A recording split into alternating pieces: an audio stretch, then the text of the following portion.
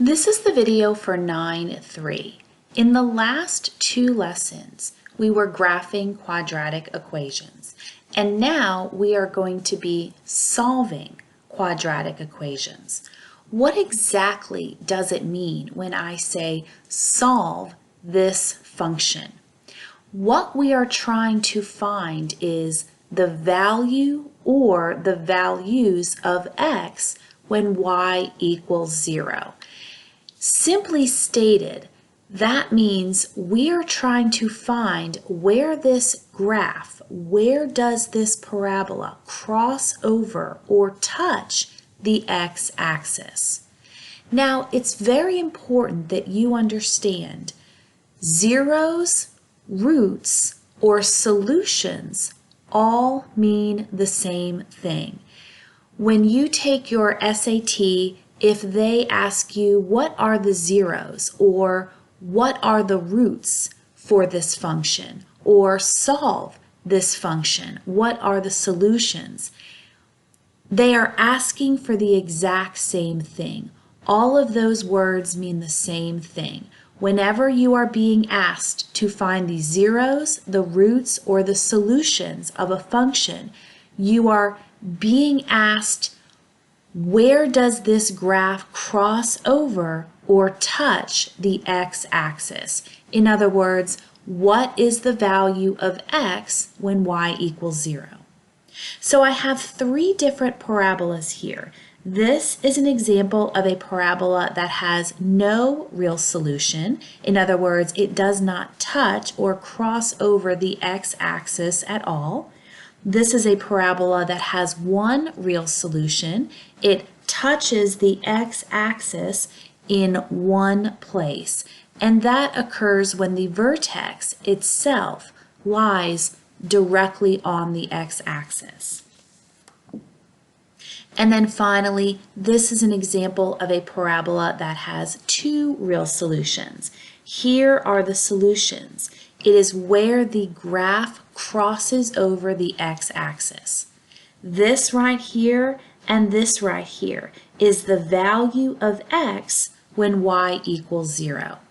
So that is what we're going to be learning about in the next few lessons. We are going to be learning about how to find the value of x when y equals 0. We are trying to find where does this parabola cross over or touch the x-axis, if at all. So look at the examples. Now, there are many different ways to go about this. There are many different techniques, and the technique that you use depends on that particular function. So the first technique we are going to learn about is solving by finding square roots.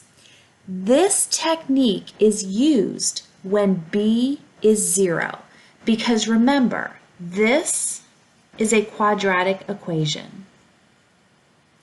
Whenever you have an equation that can be written in the form of ax squared plus bx plus c, that is a quadratic equation.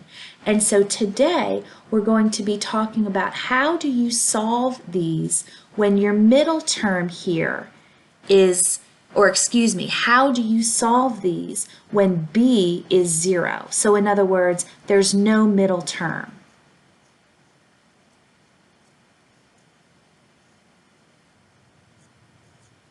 So whenever b is 0, this is what you have.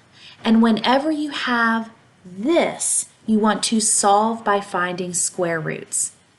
So let's look at the first example. X squared equals 0. How do I find the value of x that is going to make this equation true? I just take the square root of both sides, and x is 0. So what exactly does this mean? Well, this is the parent function. And so this means this parabola has one solution at x equals 0. The graph touches the x-axis in one place at x equals 0. Let's look at the next example. X squared minus 1 equals 0. So what do? Well, I brought 1 over to the other side. I added 1 to both sides. I took the square root of both sides, and I solved for x. I got x by itself on one side of the equation with a coefficient of 1. And so x equals plus or minus 1. Now, why am I saying x equals plus or minus 1? Because look right here. If I have negative 1 squared, that equals 1. But if I have 1 squared, that also equals 1. So the value of x that will make this equation true is both negative 1 and positive 1. So what exactly does this mean? Well, you can look at this and you can tell how many solutions this function is going to have. And we learned about this the other day. You can look at this and right away you know, well, this vertex is shifted down 1. It opens up and the vertex is shifted down 1. So you know that this parabola is going to cross over the x-axis in 2 places. It's going to cross over the x-axis at 1 and negative 1. So here's a sketch of the graph. The vertex is at 0, negative 1. It's shifted down 1 unit, and then it's going to cross over the x-axis at 1 and negative 1. The next example, x squared plus 1 equals 0. I'm going to subtract 1 from both sides, and I get x squared equals negative 1. Now, this is an example of a parabola that has no real solution. And there are 2 different ways to identify that this has no real solution. So first, you can just look at this algebraically. Is there any number that I can square and then get negative 1? Can I take any number and square it and get a negative answer? And the answer is no. So you know there's going to be no real solution by looking at this algebraically. But now let's think about the graph. What is the graph telling us? Again, what does this mean right here? It means this graph is shifted up 1 unit. It faces up because A is positive, and this graph is shifted up 1 unit. So here you can look at the sketch of the graph and you can see this parabola is not going to cross over the x-axis. So this parabola has no real solution. And then finally, let's look at the last example here. I want to solve for x. I want to get x by itself with a coefficient of 1. So what did I do? I added 75 to both sides. I divided both sides by 3. And so then I had to take the square root of both sides. And what did I get? X equals plus or minus 5. Again, let's think about why this is plus or minus 5. Because if I have 5 squared, that's 25. But if I have negative 5 squared, that's also 25. So the value of x that would make this equation true is going to be both 5 and negative 5. Okay, so now what do I know about this graph? Here's a sketch of this graph. I know that this graph is shifted down 75 units. It faces up because A is positive, and I know it is shifted down 75 units. So my vertex is at 0, negative 75. And now I know it crosses over the x-axis at 5 and negative 5. So the graph is going to look like this.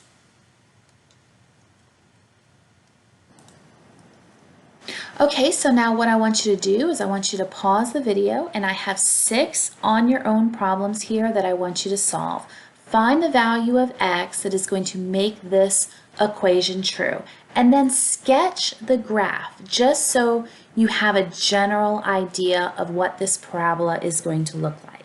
So here are the first 3, And then if for some reason you didn't get to print this out, here are the last three.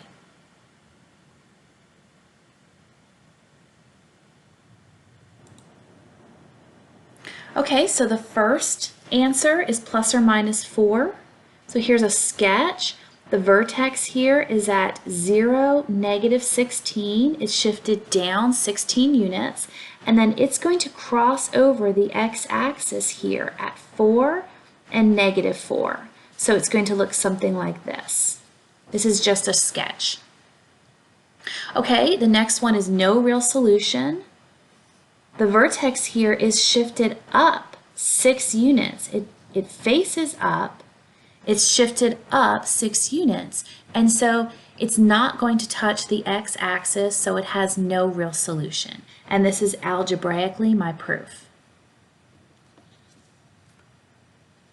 The next example here, you can't just look at this and say, oh, it shifted down 25 units. You have to set it equal to 0.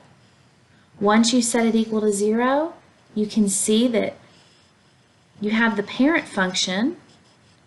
The vertex lies directly on the vertex lies directly at the origin of 0, 0. It has one solution at x equals 0. It touches the x-axis in one place. Here, what's happening? The vertex is shifted down 36 units, and then it's going to cross over the x-axis at 6 and negative 6. So it will look something like this. Here we have no real solution. The graph is shifted up 15 units. It opens up, so it's not going to cross over the x-axis at all or touch the x-axis. And then finally, again, I have to set it equal to 0. Once I set it equal to 0, I find that the parabola has one solution right here at the origin.